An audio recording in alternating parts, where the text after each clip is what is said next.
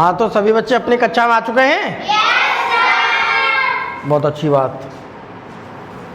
तो देखिए, जितने भी कक्षा 8 के हमारे विद्यार्थी हैं, बच्चे हैं, छात्र हैं, कक्षा 8 में जो पढ़ते हैं, ठीक है, तो कक्षा 8 के पढ़ने वाले जितने भी छात्र हैं उन कक्षा 8 वाले बच्चों के लिए हमारी जो किताब है, विषय है विज्ञान भारती 3rd, ठीक, और इसकी इकाई 6 चल रही है, यानी कि हमारा अध्याय 6 चल रहा है, ठीक है, और इसका नाम है कोशिका से अंग तंत्र तक, ठीक। कोशिका का मतलब होता है, कोशिका क्या है? कोशिका हमारे शरीर की क्या है? सबसे छोटी मूलभूत इकाई है, ठीक। तो सबसे छोटी क्या है? एक मूलभूत इकाई, ठीक। क्या है? इसकी संरचनात्मक है और हमारी कार्यात्मक है, ठीक। तो हम यहाँ पर इससे पहले सारी चीज़ को हम पढ़ा चुके हैं और इससे पहले मैं इस अध्याय की 2 कक्षाएं पूरी कर चुका हूँ। आज हमारी 3री कक्षा है, ठीक। यहाँ पर सभी बच्चे बैठे हुए, यह पाठ सभी के लिए इंटरेस्ट है और सबके लिए इसकी ज़रूरत है और विज्ञान के लिए बहुत ही ज़्यादा महत्वपूर्ण स्थान रखता है। तो अब हम थोड़ा इससे आगे बढ़ते हैं, ठीक है। अब हम देखना है कि आज की हमारी जो क्लास है, हमें आज की क्लास में पढ़ना क्या है। तो आज की जो मेरी क्लास है, यहाँ पर मैं SCERT को हमें देखो क्या एक्सप्लेन करना है। हमें थोड़ा ऊतक के बारे में पढ़ना है कि आखिर में कोशिका तो हमने पढ़ ली, कोशिका क्या होती है, सबसे छोटी इकाई होती है। अब कोशिका जब इकट्ठी हो जाएंगे तो क्या बन जाएगा? ऊतक बन जाता है, ठीक। तो अब कोशिका से अगली पढ़ेंगे ऊतक। जब बहुत सारे ऊतक इकट्ठे हो जाएंगे तो क्या बन जाएगा? एक अंग बन जाएगा। जब बहुत सारे अंग होते हैं इकट्ठे तो क्या है? एक सीक्वेंस में लगा तो क्या बन जाता है? अंग तंत्र। अब वो अंग तंत्र कहाँ मिलेंगे आपको?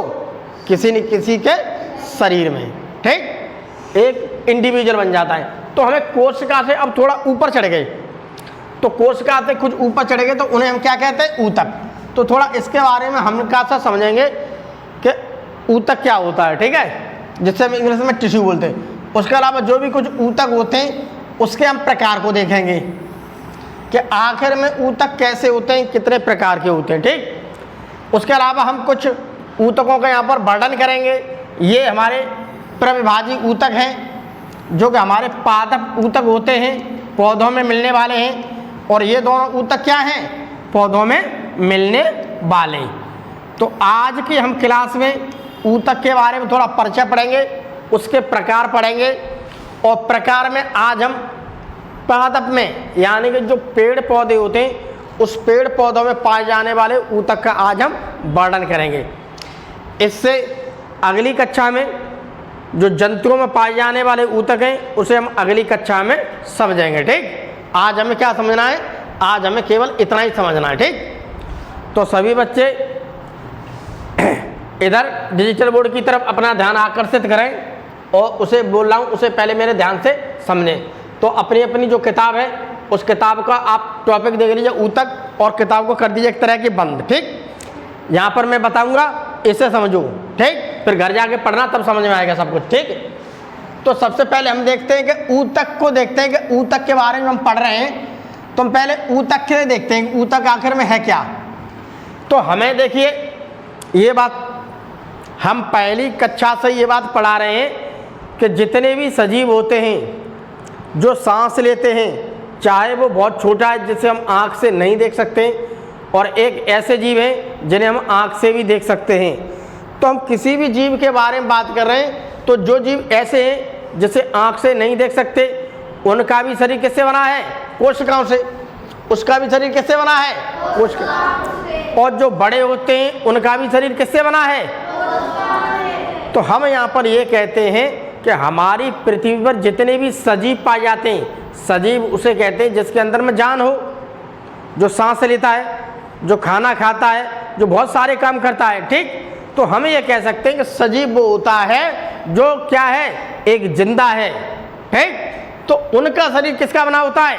कोशिकाओं का, ठीक। तो अब उनमें भी हम ये कह सकते हैं कि कुछ सजीव तो ऐसे होते हैं जो एक ही कोशिका के बने होते हैं, कुछ ऐसे होते हैं वो एक ही कोशिका के बने होते हैं। तो उनका जो एक कोशिका के बने हुए हैं जैसे कि मेरा अमीबा है, जैसे कि मेरा पैरामीशियम है, जैसे कि मेरा जीवाणु है, इसे बैक्टीरिया कहते हैं, जैसे कि मेरा यूग्लिना है, जैसे कि मेरा क्लेमाइडोमोनास एल्गी है यानी कि शैवाल है, और भी बहुत सारे हैं एक कोशिका के।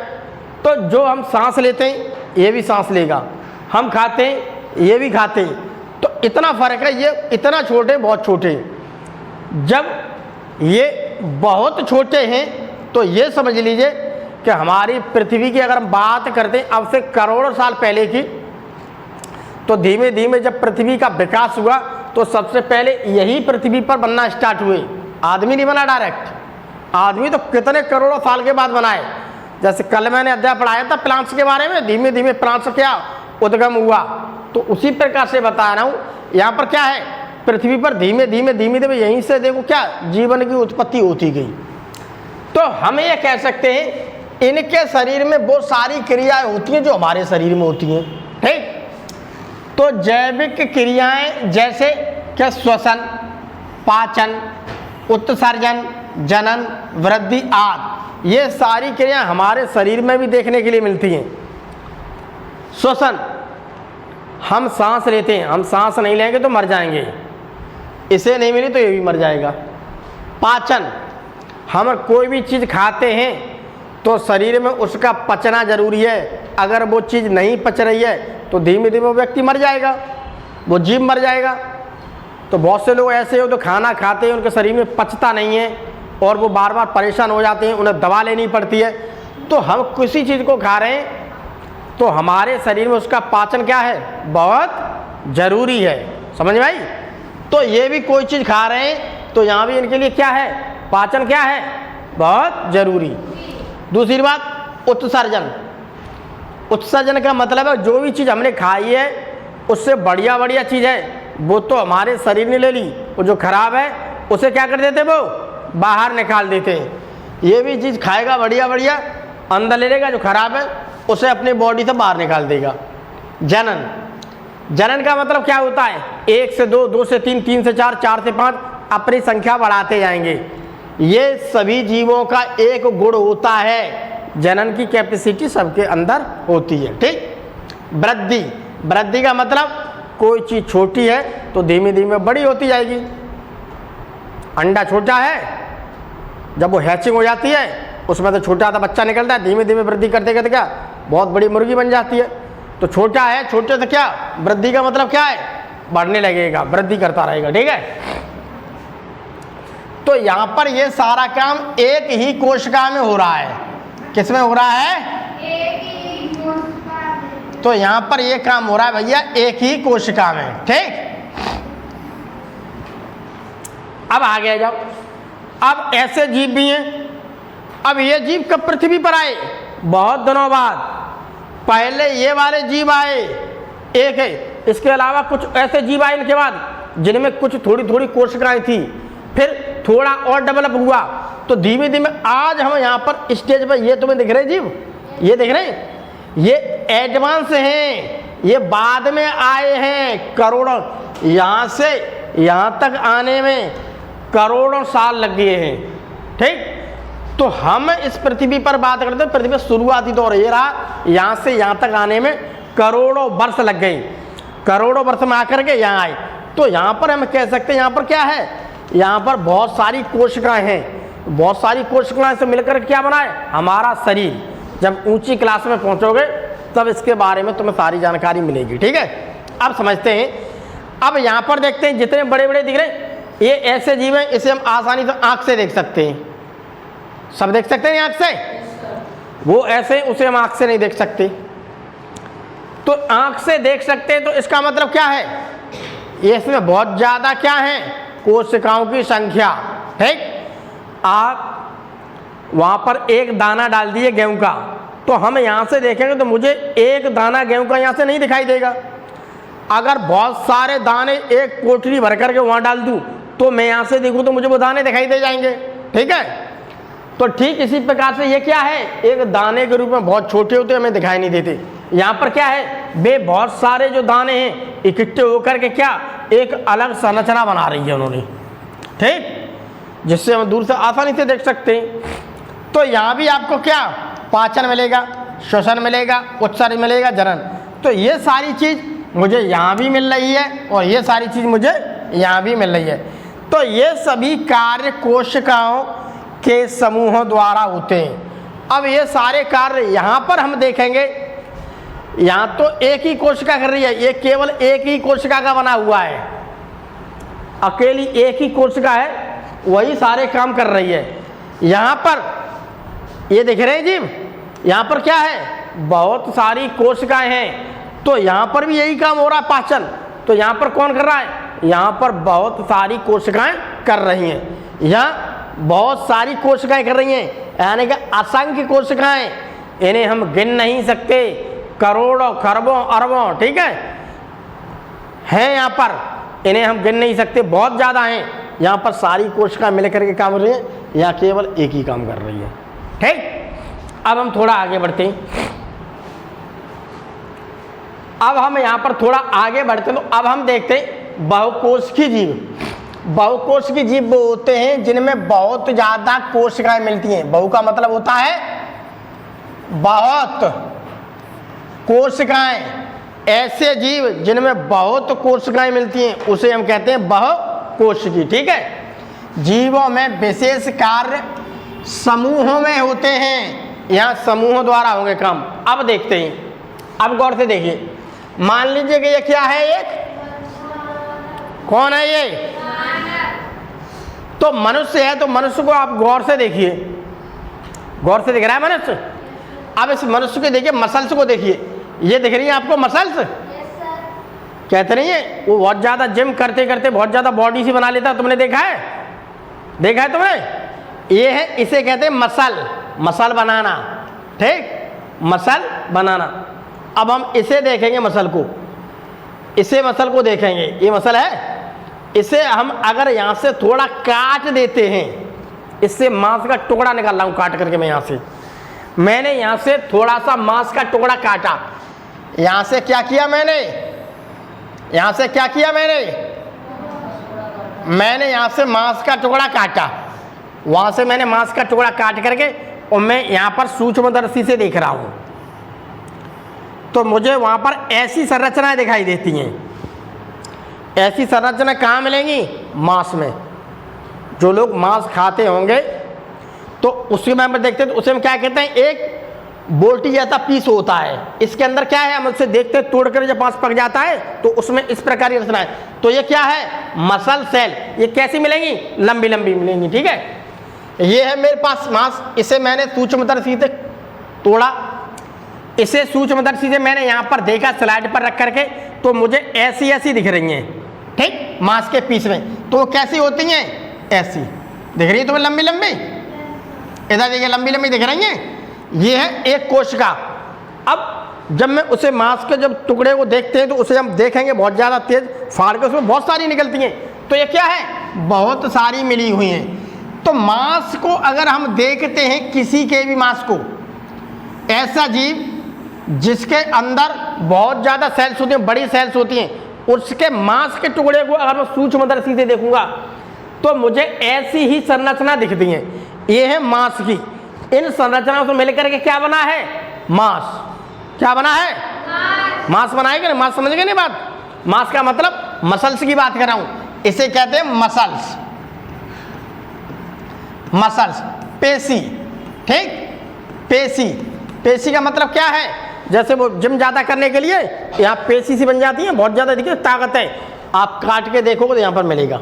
ठीक, किसी भी जानवर का देख लीजिए, किसी भी जानवर का, कोई भी XYZ जानवर है, छोटे से लेकर बड़ा, किसी भी जानवर के हम यहाँ पे मांस का टुकड़ा देखेंगे, जो प्योर मांस होगा, हमें उसमें ऐसी ही संरचना मिलती हैं, बहुत सारी।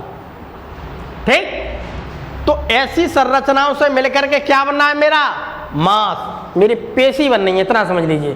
क्या बन रही है, पेशी। तो पेशी का निर्माण होने के लिए ऐसी सेल होती है, ऐसी लंबी लंबी। ये है देखो क्या, केंद्रक। क्या है, केंद्रक। जब आप अध्ययन करोगे तो ऐसे मिलेगा। ठीक, अब अगली चीज आ जाइए, अगला मेरे पास क्या है, यहाँ पर हृदय, हार्ट। ये क्या है मेरे पास, हृदय। हृदय का मतलब होता है हार्ट। HEART, heart. हार्ट सबके शरीर में मिलता है। किसी भी जानवर को ले लीजिए, मछली लोगे उसमें भी मिलेगा, चूहा लोगे उसमें मिलेगा, भैंस, बकरा, सबके अंदर हार्ट मिलता है, इंसान सबके अंदर हार्ट मिलेगा। तो हार्ट मुझे मुर्गी लोगे, मुर्गी के अंदर मुझे हार्ट मिलेगा। तो हार्ट देखते हैं। अब ये वो संरचनाएं, इनसे मिलकर तो मेरे पेशी बन रही हैं, ठीक, बहुत सारी मिली कि नहीं, बहुत सारी मिली तब मेरी पेशी बनी। ये है हृदय। अब हृदय भी तो बनना है किसी न किसी से। अब हृदय की कैसी होती हैं, सेल, इसे कहते हैं कोशिका। ये है एक को कहूंगा मैं कोशिका, एक को मैं क्या कहूंगा। अब ये बहुत सारी हैं तो मैं कहूंगा कोशिकाएं, तो मैं क्या कहूंगा, कोशिकाएं। बहुत हैं तो बहुत कोशिकी हो गई। अब ये है हार्ट, हृदय की बात करें। हृदय के जरा सा भी मैंने यहां से थोड़ा सा टुकड़ा लिया, यहां से टुकड़ा लिया मैंने, टुकड़ा लेकर के क्या किया मैंने, टुकड़ा लेकर के मैंने क्या किया, मैंने यहां से छोटा सा टुकड़े का पीस लिया और इसे सूक्ष्मदर्शी से देखा तो मुझे इसमें देखो ऐसी सेल्स दिखाई दे रही हैं, ऐसी, ठीक, ऐसी हैं, ऐसी। ये इससे जुड़ी हुई है, ये इससे थोड़ी जुड़ी हुई है, ये इससे जुड़ी हुई है, ये ऐसे करके सेल्स बन रही हैं। तो देखिए ये सेल है कोशिका, यहाँ पर ये क्या है, केंद्रक। ये वाली कोशिका, इसमें क्या मिल रहा है, यहाँ पर केंद्रक। मुझे ये क्या मिल रहा है, केंद्रक। मुझे ये क्या मिल रहा है, केंद्रक। ये मुझे क्या मिल रहा है। तो कोशिका वो होती है, उसके अंदर केंद्रक तो होगा, ठीक है। अब हृदय की बात करें तो हृदय मेरा इन कोशिकाओं से, ऐसी कोशिकाओं की संरचना होते हैं, इनसे मिलकर के हृदय मिलेगा, ठीक। इसलिए अगर खाने वाले हैं, यहाँ पर खाते हैं तो मुझे टेस्ट कुछ और मिलता है, यहाँ खाते हैं तो मुझे टेस्ट कुछ और मिलेगा, क्योंकि ये अलग अलग सेल्स हैं। अब यहाँ पर देखिए, ये है मेरी फिर क्या, आंत, इंटेस्टाइन, ठीक, आंत है। आंत को देखते हैं तो आंतों को अगर गौर से देखेंगे तो आंतें बहुत ज़्यादा क्या होती हैं, चिकनी सी होती हैं। क्यों होता है, शांत नहीं रहेगा बिल्कुल। आंतें क्या होती हैं, चिकनी, स्मूथ होंगी बहुत ज़्यादा। तो हम इसकी सेल्स की बात करते हैं। अगर मैंने यहाँ से सूक्ष्मदर्शी से लिया है कोई हिस्सा, और सूक्ष्मदर्शी हिस्सा लेने के बाद मैं इसे देखूंगा तो मुझे यहाँ पर इसकी सेल्स को देखें सूक्ष्मदर्शी, तो मुझे ऐसी मिलती हैं। ये देखिए, दिख रही है तुम्हें, दिख रही है। प्रत्येक कोशिका है, इसमें देखिए केंद्रक है, दिख रहा है, ये केंद्रक है। अब इसे अच्छी तरह से देखो, तुम्हें यहाँ पर केंद्रक भी मिलेगा, तुम्हें यहाँ पर माइटोकॉन्ड्रिया भी मिलेगी, ठीक है। तुम्हें यहाँ पर गोल्जी बॉडी भी मिलेगी, जो मैंने पिछला पढ़ाया था कोशिका के अंदर क्या होता है। तुम्हें यहाँ पर गोल्जी बॉडी भी मिलेगी। एक सेल्स को निकाल लो, ये एक सेल, यहाँ आपको क्या मिलेगा, केंद्रक मिलेगा, माइटोकॉन्ड्रिया मिलेगी, ठीक। यहाँ पर राइबोसोम मिलेंगे, यहाँ पर गोल्जी बॉडी मिलेगी, यहाँ पर एंडोप्लाज्मिक रेटिकुलम मिलेगी, यहाँ पर आपको क्या मिलेगा, तारक मिलेगा। यहाँ पर बहुत सारी चीजें क्या होती हैं, यहाँ पर मिलती हैं। कौन है, देख के आओ। अब यहाँ पर देखिए पहले, अब यहाँ पर हम गौर से देखते हैं तो यहाँ पर मुझे देखिए क्या मिल रहा है। इसे मैं यहाँ पर गौर से देखता हूं तो इन सारी कंडीशंस में मुझे क्या है, यहाँ पर कोशिकाएं इकट्ठी हैं, ये दिख रही है, क्या है, इकट्ठी हैं। तो यहाँ पर कोशिकाएं क्या है, इकट्ठी। इकट्ठी का मतलब एक झुंड में है, एक समूह में है। तो यहाँ पर कोशिकाएं क्या होती हैं, समूह में। तो ये कोशिका क्या है, ये कोशिका कैसे है, एक से अधिक हैं तो एक झुंड बना हुआ है, एक समूह बना हुआ है। एक कोशिका है तो अलग है, यहाँ पर कोशिका क्या है, एक से अधिक। कोशिका क्या है, एक से अधिक। कोशिका क्या है, समझ में आया। अब हम उसी की बात करेंगे, जब कोशिकाएं एक से अधिक मिल रही हैं तो क्या बनना है, ऊतक। तो क्या बनता है, अब कोशिका यहाँ पर एक से अधिक है तो मैं यहाँ पर इसे क्या कहूँगा, अब अलग यहाँ पर ऊतक की संरचना हो रही है। अब देखना आगे और देखते हैं, एक और देखिए एग्जाम्पल। अब हमने सभी इंसानों को देखा, गौर तो तुमने, मान लीजिए कि मेरा ये पैर है, अगर मेरे पैर पर किसी ने भी पिन चुभा दी, पतली पिन देखी है, पिन कोई भी मेरे पैर पर पिन चुभा देता है तो जैसे ही पिन चुभेगी तैसे तुरंत मेरा हाथ वहां पर पहुंचेगा। कोई चींटा काट लेता है तुरंत हमारा हाथ पहुंचता है। कैसे?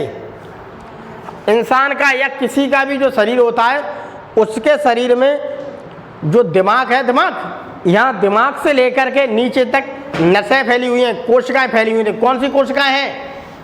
तंत्रिका तंत्र। ये कोशिकाएं इतनी बड़ी होती हैं, इसे सबसे लंबी कोशिका कहते हैं अपने शरीर की।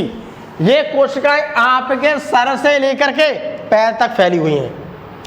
तुमने यहाँ पर पैर पे कोई चीज चुभा दी तो ये तुरंत मैसेज देती है दिमाग को कि अपने हाथ को वहां लेके जा। हमें 1 सेकंड भी नहीं, तो बहुत फास्ट है। तुरंत इसने क्या मैसेज दिया, मैसेज देने के बाद तुम्हारा हाथ वहां पहुंचा। अगर ये काम नहीं करेंगी तो व्यक्ति को कुछ भी ऐसे चुभाते रहो, उसे कुछ पता ही नहीं पड़ेगा। हमारे शरीर में सब जगह फैली हुई हैं। हमारे शरीर में क्या है? हर जगह फैली हुई हैं। इसी से हमें दर्द का एहसास होता है बहुत ज्यादा। ठीक, तो तंत्रिका तंत्र क्या है? ये भी बहुत सारी कोशिकाओं से मिलकर के बने हैं। ठीक, तो ये सबसे लंबे होते। तो हमारे शरीर में पाए जाने वाले क्या है? सबसे लंबी कोशिकाएं। सबसे लंबी कोशिकाएं कौन सी होती हैं? सबसे लंबी कोशिकाएं कौन सी हैं? तंत्रिका तंत्र। ये संदेशों को पहुंचाने का कार्य करती हैं। कहीं पर भी कुछ भी हमें चुभन होती है तुरंत मैसेज देती हैं। ठीक, अब देखिए, अब पेड़ में भी बात करते हैं, प्लांट के बारे में। पौधे सभी ने देखे? पौधे सभी ने देखे। तो ये है मेरे पास पौधा, ये मैंने जमीन में लगा दिया। नीचे क्या है? जमीन। अब इसे मैं पानी दे रहा हूं तो जमीन से क्या जा रहा है? इसका पानी। ये देखिए पानी पत्तियों तक ऊपर तक जा रहा है। ठीक, पत्तियां क्या कर रही हैं? पत्तियां प्रकाश संश्लेषण कर रही हैं। तो क्या कर रही हैं? वो खाना बना रही हैं। अब खाना क्या हो रहा है? खाना इन पत्तियों से देखिए यहाँ नीचे तक जा रहा है, खाना इन पत्तियों से देखिए इधर जा रहा है, खाना पत्तियों से इधर जा रहा है। तो इनके शरीर में भी क्या काम हो रहा है? एक तो ऐसा काम हो रहा है कि एक इस प्रकार के वो बने हुए क्या मालूम है? ऊतक, टिश्यू। मालूम है कैसे? ऊतक। वे ऊतक नीचे से पानी लेकर के जा रहे हैं ऊपर तक। और एक टिश्यू ऐसा है, एक ऊतक ऐसा है जो ऊपर से खाना बन रहा है वो नीचे लेके आ रहा है। तो इनके शरीर में भी ये सारी क्रियाएं हो रही हैं। तो इंसान के शरीर में भी वो सारी क्रियाएं होती हैं। ठीक है, तो ऊतकों के बारे में थोड़ा पढ़ेंगे। तो देखिए, पौधों में जल का संवहन जाइलम द्वारा होता है। जाइलम से क्या होता है? जाइलम से होता है भैया जल। जाइलम क्या लेके जाएगा? जल। और फ्लोएम क्या लेके जाएगा? फूड, खाना। तो फसे फूड और जल से जल। तो ये बात समझ लो, जल से जल। ठीक, तो ज का मतलब क्या है? जाइलम। जाइलम से क्या है? जल। जा से जल। और फ्लोएम से क्या है? फूड, यानी फा से फूड। तो अब भी कभी भी अगर इसमें नाम आ जाएगा फ्लोएम, तो फ्लोएम का मतलब क्या है? फ्लोएम एक इस प्रकार का ऊतक है जो पौधों में खाना को इधर से उधर क्या करता है? ट्रांसपोर्ट। और जाइलम क्या करता है? पानी को। तो जाइलम का मतलब होता है जल। तो यहाँ पर जा का मतलब क्या है? जल। और फा का मतलब क्या है? फूड। ऐसे ध्यान रखो। ठीक है, अब हम थोड़ा और आगे बढ़ते हैं हल्के से।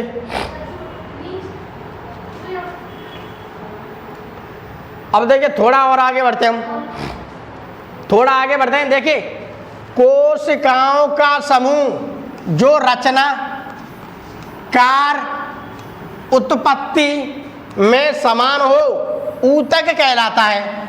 अब कोशिकाओं का समूह, ये देखिए मेरे पास हृदय है। अब हृदय क्या है? यहाँ की देखिए कोशिकाएं, ये देखिए ये है मेरे पास एक कोशिका। अब यहाँ से क्या है? एक, अब दो, अब तीन, अब चार, अब पांच। इस प्रकार से बहुत सारी कोशिकाएं मिलेगी। तो अब ये कोशिकाएं क्या बनेगी? कोशिकाओं का क्या बनेगा? ये कोशिकाओं का क्या बनेगा? ये कोशिकाओं का समूह। बहुत सारी कोशिकाएं इकट्ठी हो गई तो हम इसे कहेंगे क्या? कोशिकाओं का समूह। तो देखिए कह रहा है कोशिकाओं का समूह, ये है कोशिकाओं समूह। जो रचना, इनकी रचना देखिए बिल्कुल सबकी एक समान है। इनकी रचना कैसी है? समान। इसके कार्य देखिए, कार्य जो ये कर रही है कार्य वही ये कर रही है, ये कर रही है, ये कर रही है। इनके कार्य भी समान है। एक कोशिका जो कार्य कर रही है इस हृदय की, वही सारी कोशिकाएं कार्य करती हैं। ठीक। एवं उत्पत्ति, उत्पत्ति, उत्पत्ति मतलब एक ही समान प्रकार की इनका ओरिजिन हुआ, उत्पत्ति हुई है। अब ये बन रही हैं तो बिल्कुल एक समान रचना बन रही है, एक समान काम कर रही हैं और एक साथ ही बनती जा रही हैं। उत्पत्ति भी क्या है इनकी? समान। तो हम इसे क्या कहेंगे? तब हम इसे कहते क्या? ऊतक। ठीक। तब क्या कहते हैं हम इसे? इसी प्रकार से आप पेशी कोशिका देखिए, पेशी में क्या होती है? बहुत सारी कोशिका होती है मिलकर के क्या? पेशी बनाती हैं। आंत देखिए, आंत में बहुत सारी कोशिका मिलकर क्या? आंतें बनाएंगी। तो अब हम ऊतक के बारे में थोड़ा देखते हैं कि आखिर में ऊतक कितने प्रकार के होते हैं। ऊतक देखिए होते हैं दो प्रकार के, दो प्रकार, टू टाइप। ठीक। ऊतक होते हैं दो प्रकार के, ऊतक होते हैं दो प्रकार के। एक तो होता है जंतु ऊतक, जो कि जंतुओं में मिलते हैं। ठीक। बेजंतुओं में मिलते हैं, जो इसे आंख से देख सकते हैं, काफी बड़े जंतु होते हैं। ठीक है। उसके अलावा कुछ ऊतक ऐसे भी होते हैं छोटे जंतुओं में मिलते हैं, लेकिन यहाँ पर हमारी किताब के अंदर जो बताया गया है हम केवल अपनी किताब के अकॉर्डिंग चलें। ठीक है। और क्या होते हैं? तो ऊतक कितने प्रकार के होते हैं? एक जंतु ऊतक और दूसरे। अब हम यहाँ पर पादप ऊतक को पढ़ेंगे, पहले जंतु ऊतक को पढ़ेंगे फिर बाद में। तो पहले पादप ऊतक को पढ़ते हैं। पादप का मतलब होता है पेड़ पौधे। ठीक है। पेड़ पौधे।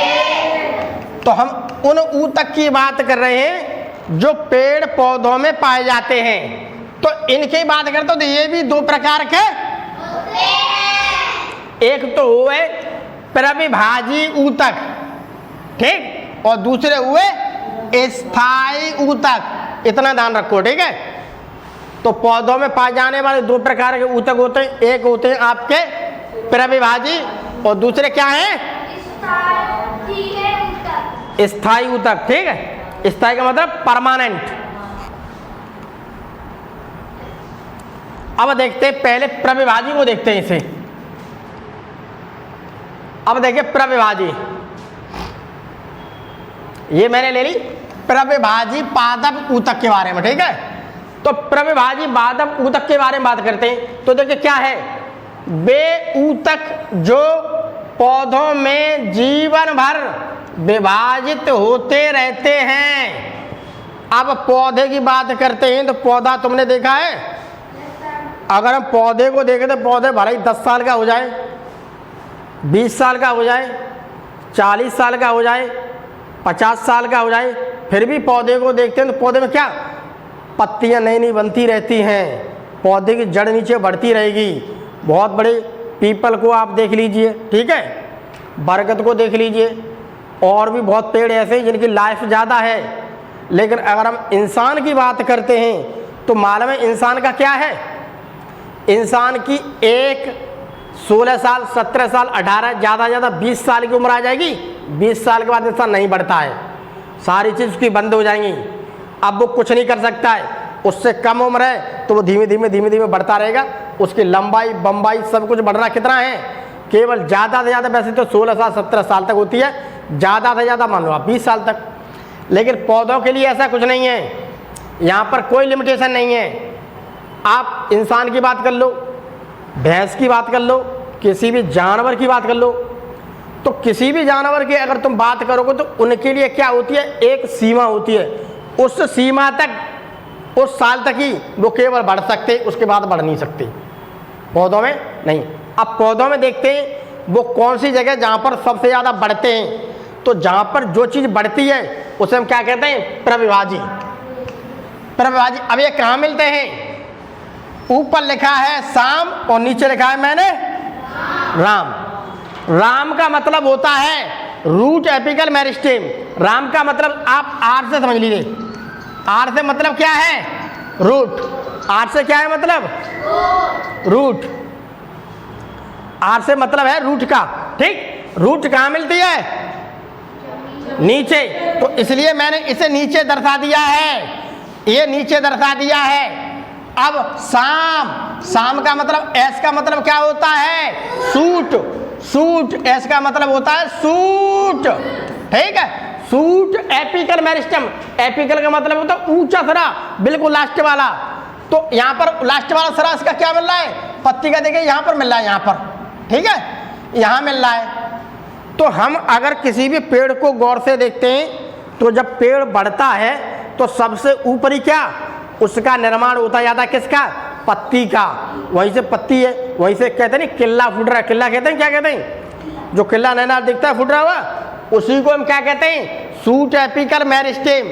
वहीं से देख रहे हैं, अरे भैया ये तो बढ़ रहा है। अब पीपल का कोई भी पेड़ लीजिए, मान लीजिए 50 साल पुराना पेड़ है, फिर भी आप पीपल के ऊपर चढ़ के देखोगे तो बहुत सारी ऐसी शाखा मिलेंगी, वहाँ पर नई नई पत्तियाँ बन रही हैं, गुंदी बन रही है। गुंदी मतलब नई नई लकड़ी बनती जा रही है, शाखाएं बनती जा रही हैं। तो हमें प्रवाजी ऊतक दो जगह देखने के मिलेंगे। एक तो मिलेगा ऊपर, यहाँ पर सूट पर, इसे कहते हैं सूट एपिकल मेरिस्टेम, ठीक है, इसे कहते हैं साम। अब याद रखो सूट का मतलब होता है परो। सूट का मतलब होता है, कल भी मैंने पढ़ाया था, सूट का मतलब परो पढ़ाया था मैंने, ठीक है। इस वाले पूरे हिस्से को कहते हैं हम सूट, ऊपर वाला। ऊपर वाला हिस्सा क्या कहलाता है? सूट। अब सूट में जो सबसे ऊंची जगह है, यहां पर मिलते हैं मुझे प्रविभाजी। प्रविभाजी मतलब नई नई किल्ली फोड़ते जाएंगे, ठीक है। अब राम, राम का मतलब होता है रूट एपिकल मेरिस्टेम।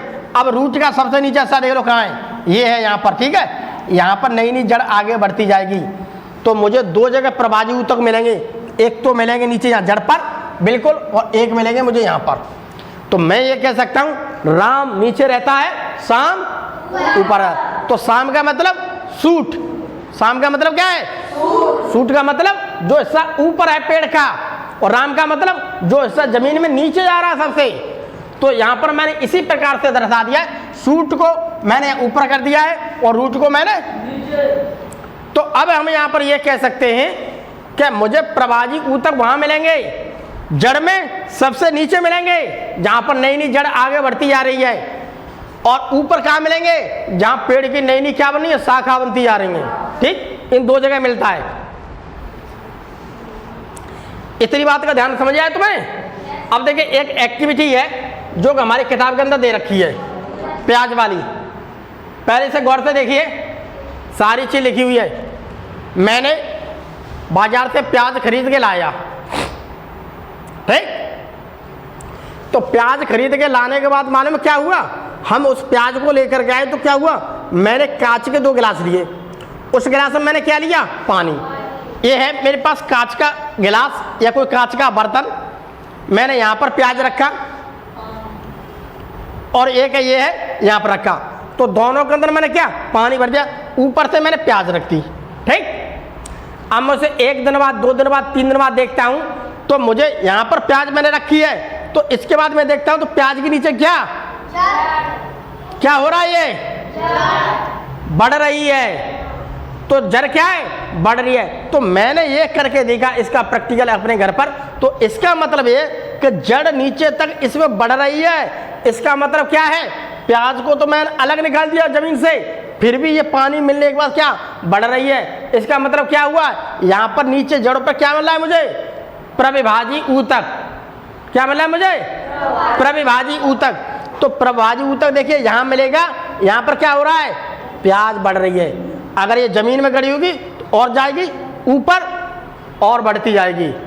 तो प्रविभाजी ऊतक 2 जगह मिलते हैं, एक तो मिलेगा आपको जड़ के नीचे बिल्कुल, और एक मिलेगा यहाँ पर हिस्से पर, ठीक। 2 जगह इसकी पोजीशन है, ऊपर रहेगा शाम और नीचे रहेगा राम।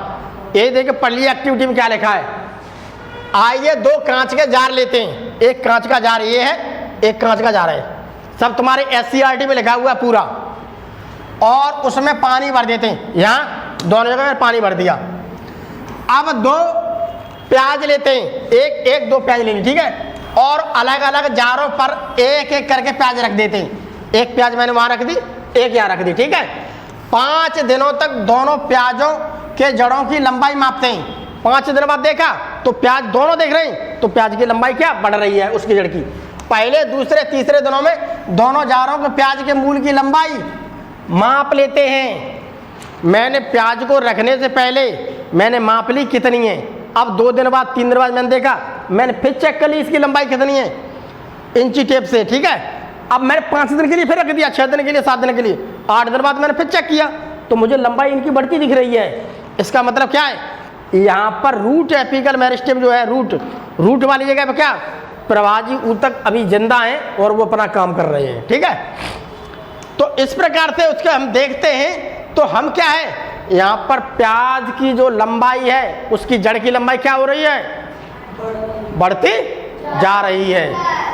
तो प्रवाजी ऊतक वे होते हैं जो जिंदगी भर तक बढ़ते रहते हैं, ठीक। पेड़ में पाए जाते हैं ज़्यादातर। तो पेड़ में क्या होगा, पूरा पेड़ जिंदगी भर तक क्या है, उसमें कुछ न कुछ पत्तियां तुम्हें मिलती रहेंगी। अगर पीपल की बात करते हैं तो पीपल की जड़ जो है बढ़ती रहेगी, कभी घर है तो घर के अंदर तक चली जाएगी कहीं तक, तो वो बढ़ती ही रहेगी। अब हम स्थायी ऊतक की बात करते हैं। तो प्रवाजी ऊतक के बारे में केवल इतना ही लिखा था किताब के अंदर में, इतना ही मैं एक्सप्लेन कर रहा हूँ, ठीक है। अब हम बात करते हैं स्थायी ऊतक की, कि आखिर में स्थायी ऊतक क्या होते हैं। देखिए, हम स्थायी ऊतक की बात करते हैं। ऊतक 2 प्रकार थे हमारे पादप के, एक तो था प्रवाजी ऊतक और दूसरा था हमारे पास स्थायी ऊतक, ठीक है। तो देखिए, अब हम बात करते हैं स्थायी ऊतक की। स्थायी का मतलब होता है परमानेंट। परमानेंट का मतलब होता है क्या, ये स्थायी का मतलब होता है परमानेंट, ठीक है भैया। ये परमानेंट हो गया हमेशा के लिए। परमानेंट कैसे होगा अभी बताते हैं। देखिए, प्रविभाजी ऊतक, प्रविभाजी ऊतक कौन से हैं, वे ऊतक जो सारी जिंदगी अपना काम करते रहते हैं, जो ग्रोथ करते रहते हैं, ठीक है। प्रभाजी ऊतक क्या होंगे, नई कोशिकाओं का निर्माण करते हैं। वो नई क्या, नई पत्ती बनाएंगी, नया तना बनता रहता है, ठीक है। तो नया तना बनने के बाद अब क्या हुआ, अच्छी तरह से वो तना क्या होगा, विकसित होगा। इधर देखिए, मान लीजिए ये है मेरे पास एक पेड़, इस पेड़ पर यहां पर मुझे क्या मिल रहा है, प्रविभाजी ऊतक, ये वृद्धि कर रहे हैं, ठीक है। ये क्या कर रहे हैं यहां पर, अब वृद्धि करके क्या अब आगे बढ़ेंगे। तो अब यहां पर क्या हो गया, अब यहां मुझे क्या मिल गया, ये तना मिल गया। अब यहां पर मुझे क्या मिल गया, अब ये तना क्या होगा, अब ये तना और मोटा होता जाएगा, ठीक। अब यहां पर कुछ नहीं हो सकता, इनका काम ऊपर बढ़ते जाएंगे, वो अपना काम करते जाएंगे। तना मोटा हो गया। अब यहां पर तना क्या होगा, अब यहां पर किसी भी प्रकार की वृद्धि नहीं देखने की मिली, यहां पर केवल विकसित होकर मोटा हो जाएगा काफी, ठीक है। तो अब ये क्या हो जाएगा, तना अच्छी तरह से विकसित हो जाएगा। अब ये विभाजन नहीं कर सकता है, अब ये बन गया है, ये विभाजन नहीं करेगा। विभाजन यहाँ पर होता है, विभाजन मतलब क्या, ज़्यादा संख्या बनाना। अब यहाँ पर केवल ये मोटा तो हो सकता है, बाकी यहाँ पर कुछ नहीं होगा, ठीक। अब हम आगे देखते हैं, अब हम आगे पहुँचते हैं, आगे देखते हैं क्या है। बे ऊतक क्यों होता रहा है,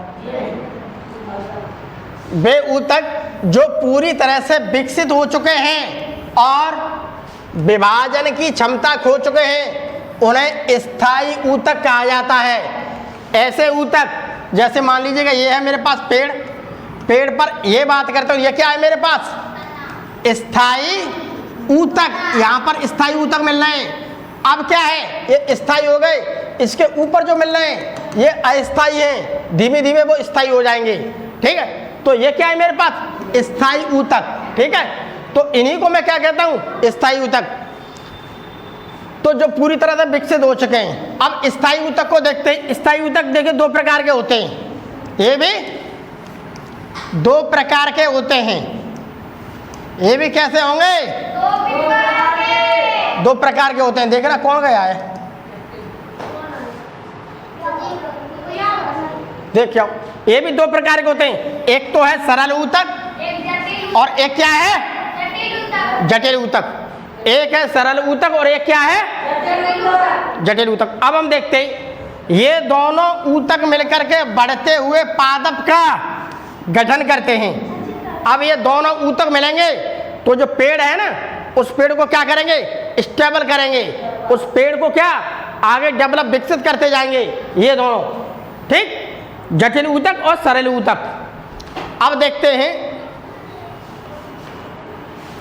अब देखिए यहां पर सरल ऊतक कैसे होते हैं। अब देखते हैं यहां पर सरल ऊतक कैसे होते हैं। एक सेकंड थोड़ा अभी मैं, अब देखिए यहां पर थोड़ा It's 2:07 p.m. To hear your notifications, follow the notification on your phone to turn on notification access.